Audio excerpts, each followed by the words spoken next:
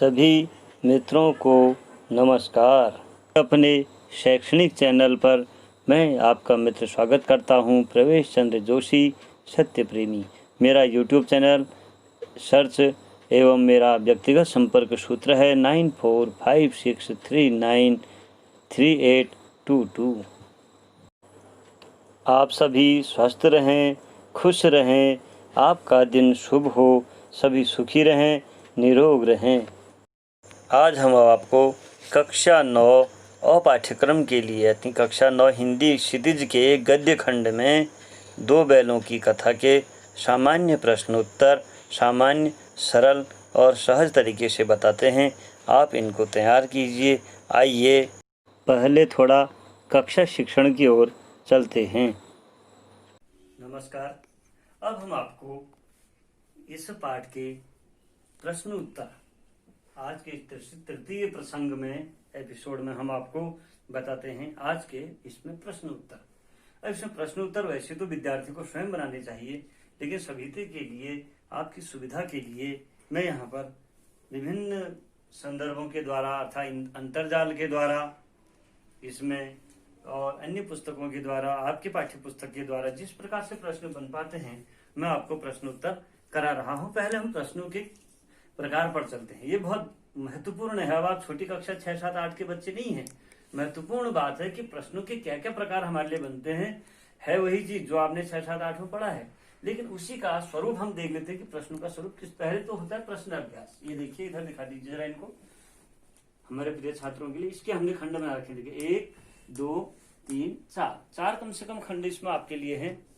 पहला है प्रश्न अभ्यास अर्थात प्रश्न और अभ्यास। प्रश्न डैश अभ्यास आएगा यहाँ पर।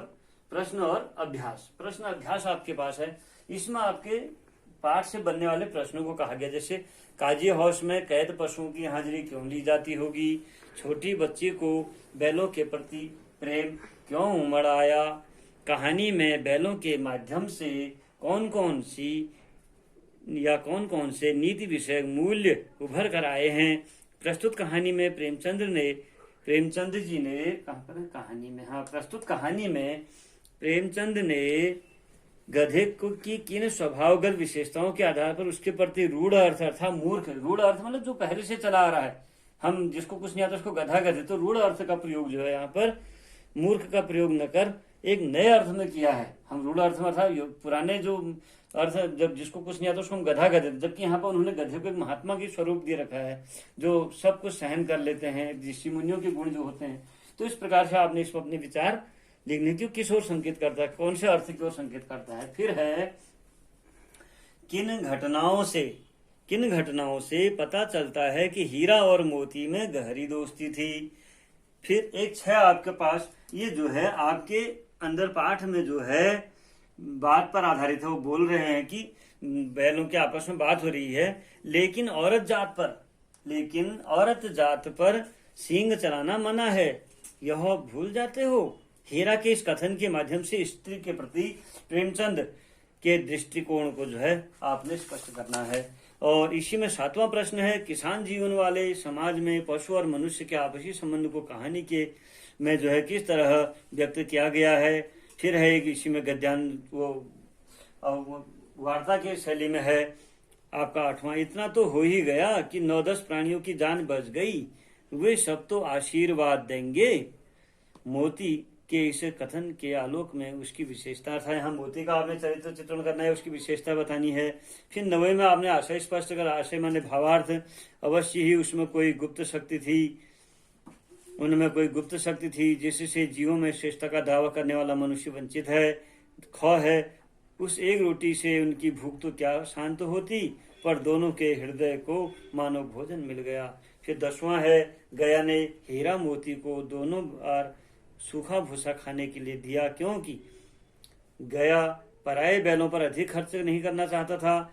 गरीबी के कारण खली और आदि खरीदना उसके बस की बात न थी। वह हीरा मोती के व्यवहार से बहुत दुखी था, उसे खली आदि सामग्री की जानकारी न थी। यहाँ पर इसका उत्तर हम आपको बता दें, वैकल्पिक है। वैकल्पिक उत्तर का इसका सीधा सा उत्तर है, वह हीरा मोती के व्यवहार से दुखी था। इसका उत्तर हमने आपको यहीं पर बता दिया है। फिर रचना और अभिव्यक्ति इसका दूसरा खंड है। आप देखिए हमने इसके जो खंड बनाए हैं, पहला प्रश्नाभ्यास, रचना और अभिव्यक्ति, ये आपने अपने विचार लिखने हैं। फिर नंबर 3 पर है भाषा अध्ययन, अर्थात यहाँ व्याकरणिक जो भाषा की बात आप कक्षा 8 में पढ़ते थे वो यहाँ भाषा अध्ययन के रूप में है। यहाँ पर रचना अभिव्यक्ति में अब मैंने आपको बता दिया, इसको पढ़ करके आपने अपने विचार लिखने हैं कि हीरा और मोती ने शोषण के खिलाफ आवाज उठाई, लेकिन उसके लिए प्रताड़ना भी सही। हीरा मोती की इस प्रतिक्रिया पर तर्क सहित अपने विचार देने हैं आपने। और क्या आपको लगता है कि यह कहानी आजादी की लड़ाई की ओर भी संकेत करती है? जैसा मैं आपको पहले बता चुका हूं, इस पर आपने निबंधात्मक शैली में आर्टिकल आलेख बनाने हैं 2। फिर जो है भाषा अध्ययन में बस इतना ही काफी है, ये व्याकरणिक भाषा में है, यहाँ पर बस यहाँ ही काफी है। ही पर जोर लगाया गया है बोलने में, या मैं भी जोर लगाता हूँ, ये मैं भी जोर लगाता हूँ कहा उसने। तो ही और वाक्य और भी जो है वाक्य में किस बात की ओर, किसी बात पर जोर देने का काम कर रहे हैं। ऐसे शब्दों को निपात कहते हैं।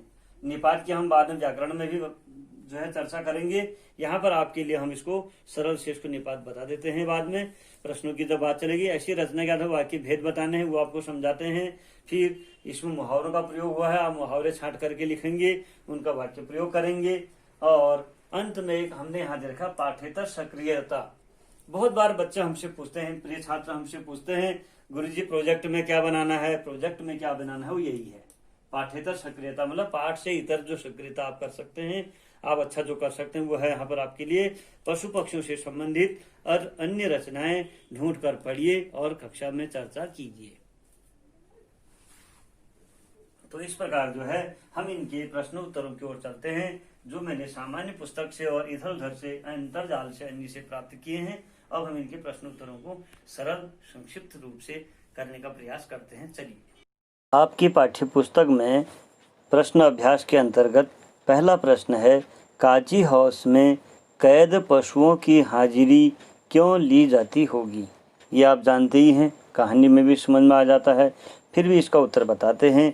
काजी हाउस में कैद पशुओं की हाजिरी इसलिए ली जाती होगी ताकि कैद पशुओं की संख्या का पता चल सके और यह पता लगा जा सके कि उनमें से कोई भाग या मर तो नहीं गया है।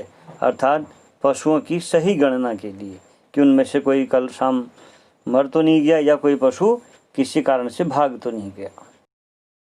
दूसरे प्रश्न पर, छोटी बच्ची को बैलों के प्रति प्रेम क्यों उमड़ आया? इस प्रश्न को भी आप जानते ही हैं, मैंने आपको पहले भी बता रखा है।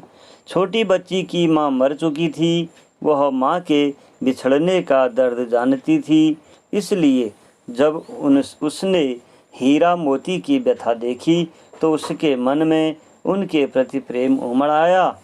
उसे लगा कि वे भी उसी की तरह भागे हैं और अपने मालिक से दूर हैं। जैसे मैंने आपको बताया, बालिका की संवेदना और बैलों की संवेदना यहाँ पर एक जैसी है, तो इस प्रकार इसका प्रश्न बनता है।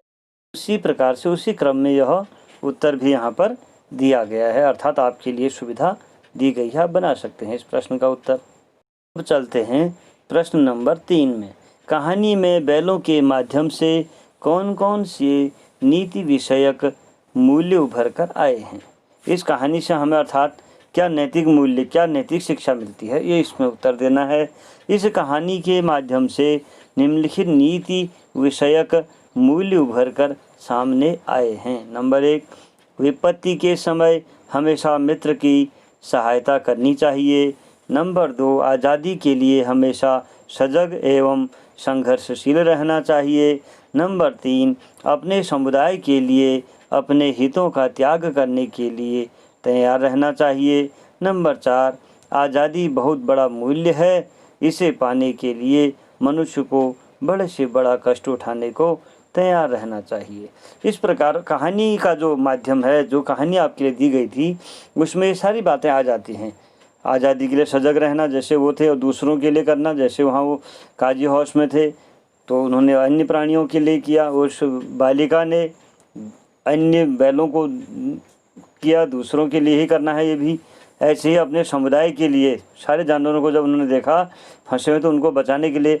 और आज़ादी का मूल्य सबसे बड़ा मूल्य होता है प्यारे बच्चों, पराधीन सपने सुख नहीं। पराधीन में जो है सपने में भी सुख नहीं मिलता है, तो इसके लिए बड़े से बड़ा कष्ट उठाने के लिए भी व्यक्ति को तैयार रहना चाहिए। विपत्ति के समय अपने मित्रों की सहायता करनी चाहिए। चलते हैं प्रश्न संख्या 4 में। प्रस्तुत कहानी में प्रेमचंद ने गधे के किन स्वभावगत विशेषताओं के आधार पर उसके प्रति रूढ़ अर्थ मूर्ख का प्रयोग न कर किसी नए अर्थ की ओर संकेत किया है? ये प्रश्न है, मैंने आपको पहले भी बताया था।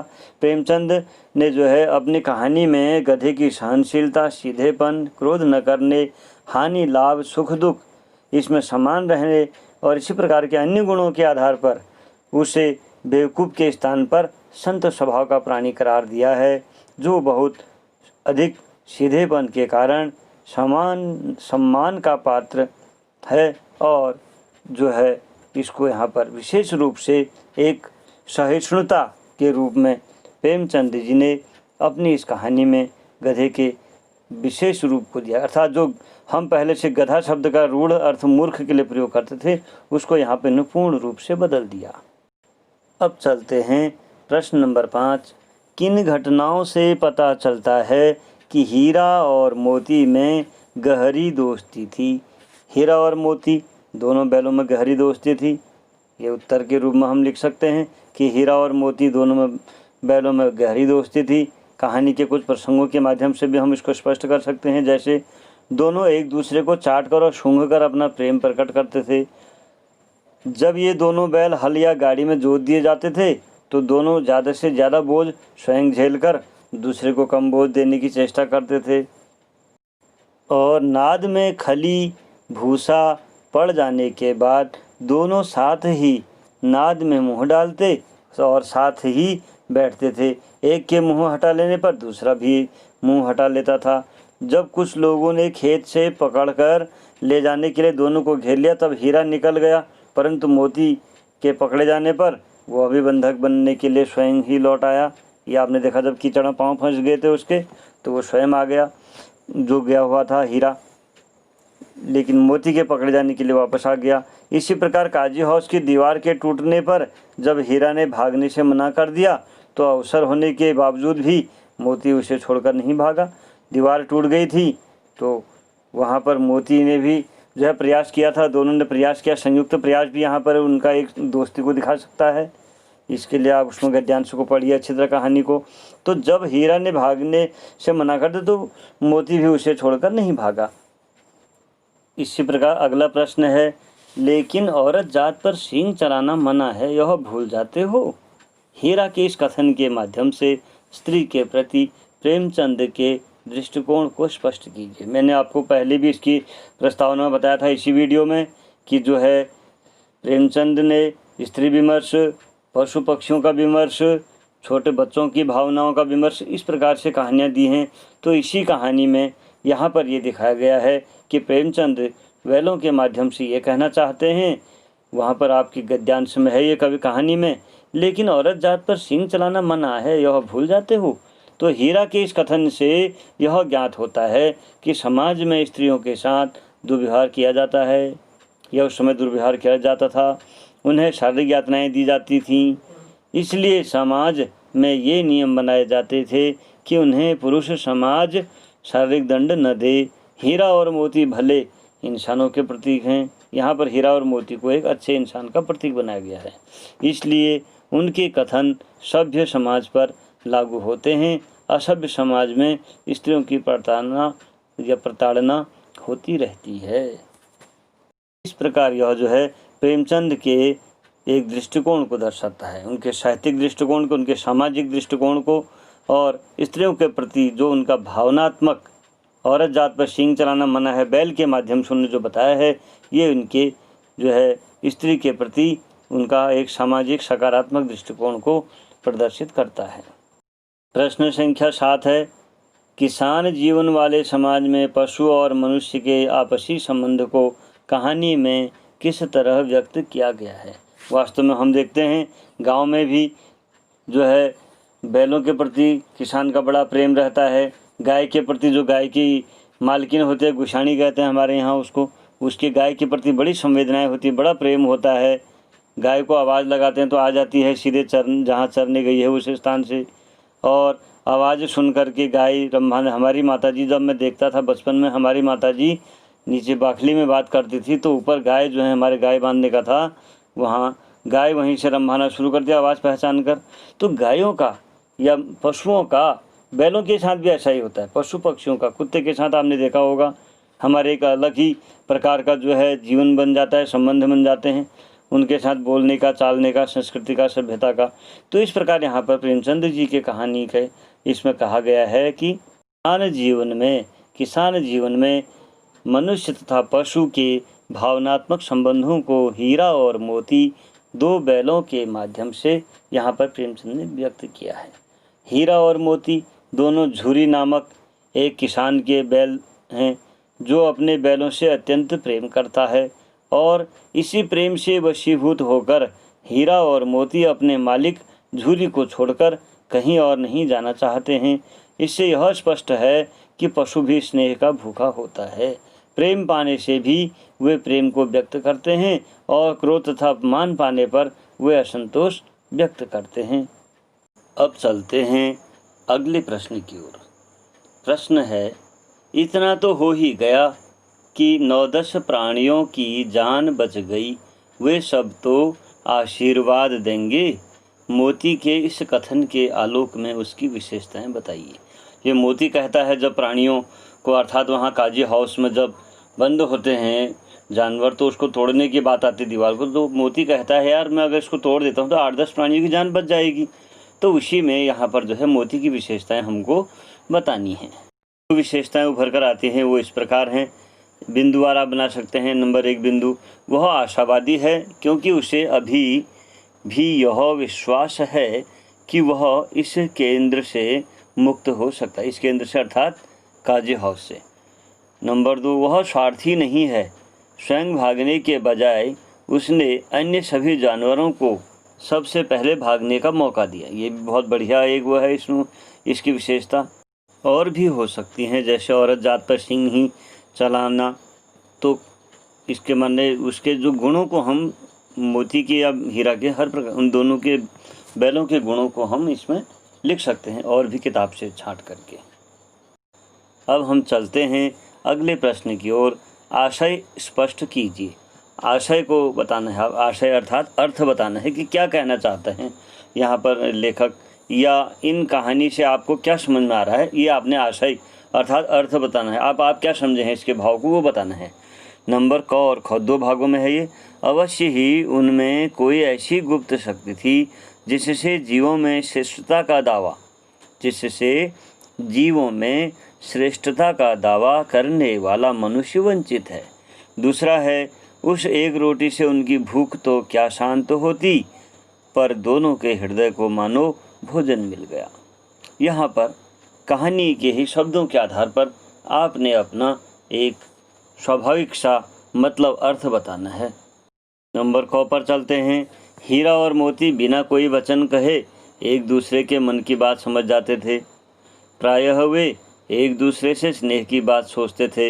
यद्यपि मनुष्य स्वयं को सब प्राणियों से श्रेष्ठ मानता है, किंतु उसमें भी ये शक्ति नहीं होती है।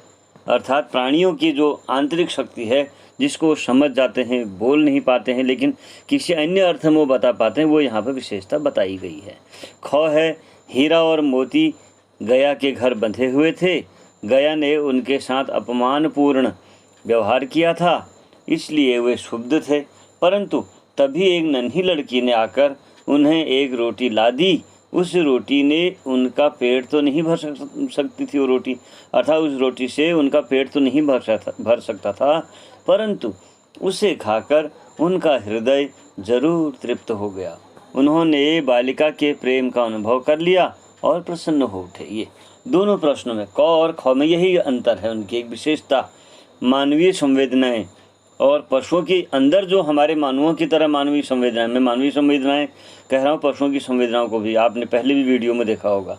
उसका कारण यही है कि वो पशु जो हैं मानव के साथ पूरा तारतम्य बन बैठा चुके हैं, और मनुष्य का इस कहानी में पशु के साथ तारतम्य बैठ चुका है, उसके मालिक का। तो इस प्रकार झूरी का तो और बालिका का देखिए, बालिका के अंदर कैसी भावनाएं हैं कि इसकी भी मेरी भी माँ नहीं है, इनका भी यहाँ कोई नहीं है, मैं भी मार खाती हूँ, मैं भी डांट खाती हूँ, ये बैलों ने भी आज मार खा रखे हैं। तो इस प्रकार के भाव इसमें हैं। अब आगे प्रश्न देखते हैं। गया ने गया ने हीरा मोती को दोनों बार सूखा भूसा खाने के लिए दिया क्योंकि। यहाँ पर जो प्रश्न है इसमें 4 विकल्प दिए गए हैं, क ख ग घ। इनमें से आपको सही विकल्प का चयन करना है। गया ने हीरा मोती को दोनों बार सूखा भूसा खाने के लिए दिया क्योंकि गया पराये बैलों पर अधिक खर्च नहीं करना चाहता था, गलत है। गरीबी के कारण खली आदि खरीदना उसके बस की बात नहीं थी, ये भी सही जैसा नहीं लग रहा। वह हीरा मोती के व्यवहार से बहुत दुखी था, ये थोड़ा सही है। उसे खली आदि सामग्री की जानकारी नहीं थी, ये तो बिल्कुल गलत है। तो इस हिसाब से गौ जो उत्तर है वह हीरा मोती के व्यवहार से बहुत दुखी था, ये इसका सही सटीक उत्तर है। इस प्रकार के प्रश्नों को भी प्यारे बच्चों आपको सीखना चाहिए। परीक्षाओं में ऐसे प्रश्न भी आते हैं जो लगते सब उत्तर के आसपास ही हैं, लेकिन उसमें से एक सटीक उत्तर होता है, जैसे यहाँ पर है। आगे देखिए अब, रचना और अभिव्यक्ति। ये जो आपका सामग्री है, पाठ्य सामग्री, ये आपकी व्याकरण और ज्ञान पर आधारित है कि आपने इसको क्या सीखा, किस प्रकार से इसको आपने बनाया, आप कहानी को क्या समझे हुए हैं, उस पर आधारित है। हीरा और मोती ने शोषण के खिलाफ आवाज़ उठाई, लेकिन उसके लिए प्रताड़ना भी सही। हीरा मोती की इस प्रतिक्रिया पर तर्क सहित अपने विचार प्रकट करें। यहाँ पर आपने अपने विचार लिखने हैं, आर्टिकल बनाना, एक नोट से बनाना है उनके आधार पर। शोषण के खिलाफ जो उन्होंने आवाज़ उठाई है अपनी। हीरा और मोती उत्तर के रूप में देखते हैं। हीरा और मोती शोषण के विरुद्ध हैं, वे हर शोषण के विरुद्ध आवाज़ उठाते रहे। उन्होंने झूरी के साले गया का विरोध किया तो सूखी रोटियां और डंडे खाए, फिर काजी हाउस में अन्याय का विरोध किया और बंधन में पड़े। मेरे विचार से उन्होंने शोषण का विरोध करके ठीक किया, क्योंकि शोषित होकर जीने का क्या लाभ। शोषित को भय और यातना के सिवा कुछ प्राप्त नहीं होता। पराधीन सपने सुख नहीं, अर्थात पराधीनता और शोषण ये कभी भी सुख नहीं दे पाते हैं। ये अब चलते हैं अगले प्रश्न पर, प्रश्न संख्या 12। क्या आपको लगता है कि यह कहानी आज़ादी की कहानी की ओर भी संकेत करती है? वास्तव में संकेत करती है। मैं आपको इससे पहले की वीडियो में भी बता चुका हूँ, और इससे जो बीच का हमारा एपिसोड था, प्रकरण था, उसमें बता चुके हैं कि ये कहानी जो है आज़ादी के स्वतंत्रता सेनानियों के बीच और उनके संघर्ष को ये कहानी प्रदर्शित करती है। किस प्रकार कि व्यक्ति जो है संघर्ष करते हुए अपने को स्वतंत्र रखना चाहता है, स्वतंत्र होता है। तो यहाँ पर इस कहानी को हम देखते हैं उत्तर के रूप में। हमारा जो भाव है, जो हमारा ये कहानी आज़ादी की ओर संकेत कर रही है, इसको देखते हैं। प्रेमचंद स्वतंत्रता पूर्व लेखक हैं, ये मैंने आपको एक वीडियो में बता रखा है कि स्वतंत्रता के समय के लेखक हैं। तो उसी पर आधारित उनके सारे जो है रचनाएं हैं, मैंने आपको बताया है किस प्रकार के विमर्श हैं उनकी कहानियों में। तो इनकी रचनाओं में भी इसका प्रभाव देखा गया है। 2 बैलों की कथा नामक कहानी भी इससे अछूती नहीं है। मनुष्य हो या पशु, पराधीनता किसी को भी स्वीकार नहीं है, सभी स्वतंत्र होना चाहते हैं। प्रस्तुत कहानी की कथा वस्तु भी इन्हीं मनोविचार पर आधारित है। प्रेमचंद ने अंग्रेजों द्वारा भारतीयों पर किए गए अत्याचारों को मनुष्य तथा पशुओं के माध्यम से व्यक्त किया है। इस कहानी में उन्होंने यह भी कहा है कि स्वतंत्रता सहज ही नहीं मिलती, इसके लिए निरंतर संघर्ष करना पड़ता है। जिस प्रकार अंग्रेजों के अत्याचार से पीड़ित जनता ने अपने क्षोभ विद्रोह के रूप में व्यक्त किया, उस समय तत्कालीन समय में जिस प्रकार अंग्रेजों के अत्याचार से पीड़ित जनता ने अपने क्षोभ अर्थात अपने अंदर के भावों को व्यक्त किया आज़ादी में, जैसे स्वतंत्रता की वेदी में अपने स्वदेशी कपड़ों को अपनाना, विदेशी का बहिष्कार करना, स्वदेशी वस्त्रों को अपनाना, विदेशी वस्त्रों के साथ अन्य सामान को भी जो है तिरस्कार करना। इस प्रकार से जो हमारे अंदर का क्षोभ था व्यक्त किया, जैसे मंगल पांडे ने प्रथम बार गोली चला करके किया। तो उसी प्रकार का यहाँ पर दिखा गया है कि जिस प्रकार अंग्रेजों के अत्याचार से पीड़ित जनता ने अपना क्षोभ विद्रोह के रूप में व्यक्त किया, उसी प्रकार बैलों का गया के प्रति आक्रोश भी संघर्ष के रूप में भड़क उठा। इस प्रकार अप्रत्यक्ष रूप से यह कहानी आज़ादी की भावना से जुड़ी है। इसमें हमने आपको बहुत सारा उदाहरण पहले भी दे रखा है, जैसे वहाँ काजी हाउस में भी सबको आज़ाद करने के लिए वो अपने आप को कुर्बान कर देते हैं, खुद पकड़े जाते हैं, फिर बाद में उनकी नीलामी हो जाती है। तो इस प्रकार से ये कहानी कहीं न कहीं आज़ादी और संघर्ष तथा पराधीनता को अस्वीकार करने की प्रेरणा देते हुए दो बैलों की कथा बहुत सुंदर कहानी के रूप में देखी जा सकती है। अब चलते हैं, इसका जो दूसरा खंड है भाषा अध्ययन। भाषा अध्ययन वास्तव में ये व्याकरणिक जो प्रश्न बन सकते हैं उस पर आधारित है। जिस प्रकार आपका आज तक 6, 7, 8 में भाषा की बात हुआ करता था, उसी प्रकार यहाँ कक्षा 9 में आपके लिए है भाषा अध्ययन। तो 13वां जो प्रश्न है हमारा वो यही है, भाषा अध्ययन पर आधारित, व्याकरण पर आधारित। अब इसको ध्यानपूर्वक आपको सीखना है। पहले हम प्रश्न को पढ़ लेते हैं ध्यान से। चलिए। बस इतना ही काफ़ी है, फिर मैं भी जोर लगाता हूँ। ये भी कहानी से लिया गया है, कौजी हाउस के ही दृश्य का हुआ है संवाद। बस इतना ही काफ़ी है, फिर मैं भी जोर लगाता हूँ। यहाँ जो ही और भी आए हैं, बस इतना ही, ये ही काफ़ी है, फिर मैं भी जोर लगाता हूँ। यहाँ पर ही और भी में जो वाक्य आए हैं ये निपात हुआ। निपात हुए शब्द होते हैं जो किसी बात पर जोर देने का काम करते हैं। वाक्य में किसी बात पर जोर देने का काम जो करते हैं, जैसे ही, भी, इस प्रकार के जो वाक्य हैं, ऐसे शब्दों को निपात कहते हैं। कहानी से आपने ऐसे ही 5 वाक्य छांटने हैं जिनमें निपात का प्रयोग हुआ हो। अब देखिए उत्तर के रूप में ही निपात का प्रयोग देखते हैं। पहले नंबर 1, एक ही विजय ने उसे संसार की सभ्य जातियों में गण्य बना दिया। आपकी पुस्तक से लिए गए हैं सभी। नंबर 2, अवश्य ही उनमें कोई ऐसी गुप्त शक्ति थी जिससे जीवों में श्रेष्ठता का दावा करने वाला मनुष्य भी वंचित है। ये भी आ जाएगा, ही भी दोनों आ सकते हैं यहाँ पर। नाद में खली भूसा पड़ जाने के बाद दोनों साथ ही उठते, साथ नाद में मुंह डालते और साथ ही बैठते थे। एक मुंह हटा लेता तो दूसरा भी हटा लेता। यहाँ भी का भी प्रयोग हो गया है इसी साथ। अभी 4 ही ग्रास खाए थे, जो आदमी लाठियाँ लिए दौड़ पड़े, 2 आदमी लाठियाँ लिए दौड़ पड़े और दोनों मित्रों को घेर लिया। दोनों ही मित्रों को घेर लिया भी कह सकते हैं।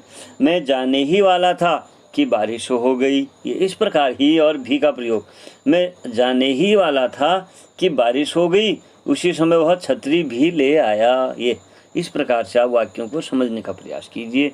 अब हम भी निपात की ओर चलते हैं। भी निपात में जो उदाहरण है वो इस प्रकार हैं। कुत्ता भी बहुत गरीब जानवर है। आपकी ही पुस्तक में है ये भी सब। उसके चेहरे पर स्थायी विषाद रूप से छाया रहता है। सुख दुख हानि लाभ किसी भी दशा में बदलते नहीं देखा। नंबर 3 बन सकता है इसमें। 4 बातें सुनकर गम खा जाते हैं, फिर भी बदनाम हैं। ये भारतीयों के लिए कहा गया था, कहानी में ही है। गांव के इतिहास में यह घटना अभूतपूर्व होने पर भी महत्वपूर्ण थी। ये आप देख रहे हैं कि भी, ही, इस प्रकार के शब्दों में जो हम लगाते हैं, मैं चले जाता लेकिन उसने रोक दिया, ये लेकिन यहाँ पर निपात का कार्य करता है। इस प्रकार से जो जोर देते हैं वाक्य में, जो जोर देते हैं वाक्य को और शब्द को फिर थोड़ा रोक करके उसके अर्थ को प्रभावित करते हैं, उसको या अर्थ को दूसरे रूप में ला जाते हैं, उनको निपात कहते हैं। इस प्रकार से आप इसको सीखिए और हम इसके बारे में बाद में चर्चा अपने व्याकरणिक खंड में जो हमारे एपिसोड व्याकरण के चलेंगे वहाँ ये सब हम करेंगे 6 से 10 तक की कक्षा के हिसाब से। अब पढ़ते हैं अगले प्रश्न को।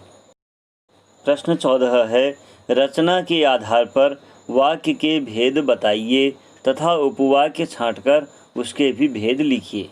यहाँ पर रचना के आधार पर कि अब हम आपको व्याकरणिक दृष्टि से फिर अगले एपिसोड में किसी में समझाएंगे, तो फिलहाल यहाँ पर बताता हूँ मैं कि रचना के आधार पर वाक्य के भेद किस प्रकार से होते हैं, इनके उत्तर देते हैं, उससे आप काफ़ी कुछ समझ पाएंगे।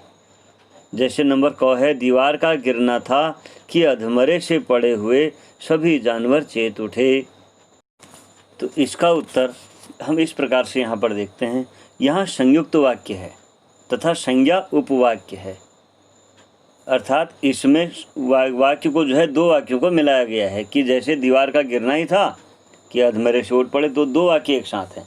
और संज्ञा उपवाक्य क्या है, जानवर हैं इसमें, अधमरे हैं, ये इस प्रकार के वाक्यों से इसको हम मिश्र वाक्य कहते हैं, संयुक्त वाक्य कहते हैं, क्षमा कीजिए। अब इसका ख देखिए, सहसा एक दड़ियाल आदमी जिसकी आंखें लाल थी, मुद्रा अत्यंत कठोर आया। ये यहाँ पर देखिए, अब ये जो है ये मिश्र वाक्य, इसमें तीन वाक्य एक साथ है। एक तो दड़ियाल आदमी वाला, सहसा एक दड़ियाल आदमी, फिर कौमा लगा रखा है, जिसकी आंखें लाल थीं, ये आँखों का, फिर मुद्रा अत्यंत कठोर, फिर चौथा, ऐसी आया पांचवा। इस प्रकार से ये जो है मिश्र वाक्य हो गया। और संज्ञा उपवाक्य, क्योंकि संज्ञा शब्द हैं इसमें। अब इसका गौ देखते हैं। हीरा ने कहा, गया के घर से नाहक भागे। ये भी मिश्र वाक्य है, क्योंकि दो वाक्य, एक तो गया के घर से भागने वाला वाक्य और दूसरा हीरा ने कहा, ये कहने का वाक्य, और एक गया के घर से भागे। अंतर यह है कि यहाँ पर ये संयोजक चिन्ह एक डैश लगा रखा है, उससे आप पकड़ सकते हैं इसको, जो इसका विशेष चिन्ह है यहाँ पर। फिर नंबर घ में देखिए, मैं बेचूंगा तो बिकेंगे। मैं बेचूंगा तो बिकेंगे, ये भी संयुक्त वाक्य है। इसमें मैं बेचूंगा तभी बिकेंगे, मैं बेचूंगा तो बिकेंगे, ये तो इसमें एक दो तीन वाक्य एक साथ, दो वाक्य भले ही हैं, लेकिन इसमें वाक्यों के अंदर भी वाक्य बन जाते हैं, तो ये संयुक्त वाक्य है। और यहाँ क्रिया विशेषण है। क्रिया विशेषण करता बेचने की क्रिया हो रही है, काम हो रहा है इसमें। काम क्या है, बेचने का। और किसको बेचने का, जब वो बेचेगा बैलों को, तो विशेषण भी है, क्रिया विशेषण उपवाक्य हो गया है। इसी प्रकार आगे है अंगों वाला, अगर वह मुझे पकड़ता तो मैं बेमारे न छोड़ता। ये भी सेम उसी प्रकार का है जिससे पहला ऊपर वाला है। ये संयुक्त वाक्य तो है, इसमें भी आप समझ गए होंगे। अब तो दो तीन वाक्य हैं एक साथ। और दूसरा क्रिया विशेषण, मारने की क्रिया, कौन बैल मारेगा, जो विशेष मारने वाला बैल है। ये विशेषण विशेषता ये है यहाँ पर क्रिया की, कि बेमारे नहीं छोड़ूंगा, अर्थात ऐसा बैल जो मार के बिना मारे छोड़ेगा नहीं, ये तो ये उपवाक्य हो जाएगा। इस प्रकार से आप इसको बना सकते हैं। अब हम इसके अगले खंड में चलते हैं, अगले प्रश्न में चलते हैं। प्रश्न नंबर 15, कहानी में जगह जगह मुहावरों का प्रयोग हुआ है। मुहावरों का प्रयोग हुआ है, मैंने आपको पहले ही बताया है कि कहानी मुहावरेदार है, अंग्रेजी के शब्द हैं, देशज शब्द हैं, ग्रामीण शब्द हैं। तो कहानी में जगह जगह मुहावरों का प्रयोग हुआ है।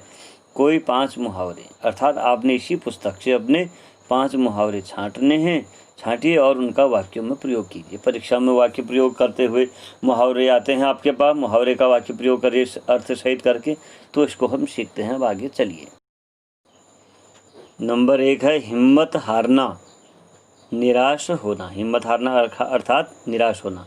इस असफलता के बाद राहुल हिम्मत हार गया है, ये इसका वाक्य बन गया। टकटकी लगाना अर्थात निरंतर देखना। अर्थात का मतलब अर्थ है हाँ उसका, ये जो मैं बता रहा हूँ। टकटकी लगाना, आप अर्थ का चिन्ह लगाएंगे दो बराबर जैसा, फिर लिखेंगे निरंतर देखना, तो इसका फिर वाक्य प्रयोग करेंगे, वह दरवाज़ों पर टकटकी लगाए देखता रहा।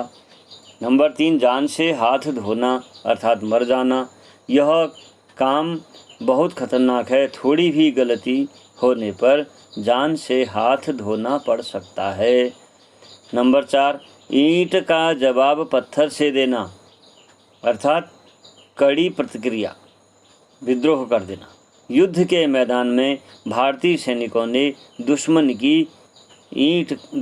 को ईंट का जवाब पत्थर से दिया। दांतों पसीना आना नंबर 5 है, अर्थात कठिन परिश्रम करना। इतना भारी सामान उठाने से राकेश के दांतों पसीने आ गए, अर्थात बहुत मेहनत कर रही और उसमें पसीना आ गया, अर्थात कठिन कार्य करना, कठिन परिश्रम करना।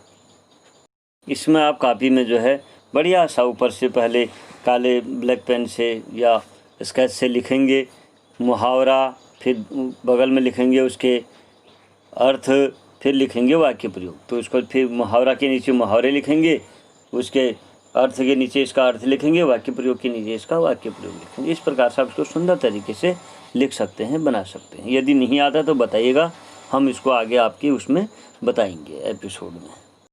अब अंतिम रह गया है पाठेतर सक्रियता। पाठेतर सक्रियता का अर्थ पाठ से इतर, पाठ से अलग सक्रियता। आप इस पाठ के अलावा क्या कर सकते हैं? तो आपके लिए है कि पशु पक्षियों से संबंधित अन्य रचनाएं ढूंढकर पढ़िए तथा कक्षा में चर्चा करिए। तो अब आप इसको कर सकते हैं, स्वयं चित्र ढूंढ करके बना करके अखबारों से इधर उधर से काट करके बना सकते हैं और इस पर एक चर्चा कर सकते हैं, आलेख लिख सकते हैं बढ़िया सा। यही जो आपका प्रोजेक्ट वर्क है। संक्रमण के इस दौर में अपने हाथ धोएं 20 सेकंड तक, खांसते वक्त टिश्यू का इस्तेमाल करें और अपने हाथ और आंखों पर हाथ न लगाएं। सामाजिक दूरी का ध्यान रखें। स्वास्थ्य की दृष्टि से आप अपने हाथों को साबुन व साफ पानी से बार बार धोएं।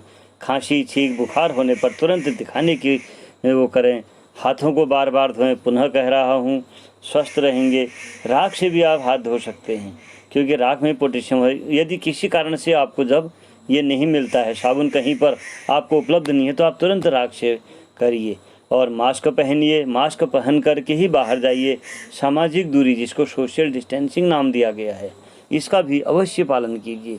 ये हमारे स्वास्थ्य के लिए है। हम स्वस्थ हैं, हमारा जीवन है तो सब कुछ है, जान है तो जहान है। इसलिए प्यारे बच्चों, सभी में आप ही बच्चे ही, कहा गया child is the father of man. बच्चा तो सब कुछ सिखा सकता है। तो आप जागरूकता ला सकते हैं हाथ धोने के प्रति, अपने स्वास्थ्य के प्रति और अपनी सुरक्षा के प्रति आप जागरूकता ला सकते हैं। और सभी से निवेदन है कि अपने सभी क्षेत्र में अन्य विद्यार्थियों को पढ़ने के लिए रुचि जागृत करें, उनको भी तैयार करें। इसके लिए इसको अग्रेसित करिए, सब्सक्राइब करिए, लाइक करिए, शेयर करिए। हाँ, अगर कहीं कोई दिक्कत है, कोई परेशानी है, तो आप मेरे को कमेंट के रूप में, अर्थात आप मुझसे मेरे व्यक्तिगत नंबर पर मुझसे पूछ सकते हैं या वहाँ पर भी लिख सकते हैं। मेरे व्यक्तिगत नंबर पर आप मुझसे संपर्क कर सकते हैं। मेरा जो YouTube चैनल का नंबर है वो भी वही है और मेरा जो वार्ता करने के लिए आपके पास नंबर है, दोनों एक ही संपर्क सूत्र हैं, 94 56 39 38 22। आप सभी सुखी रहें, निरोग रहें। धन्यवाद।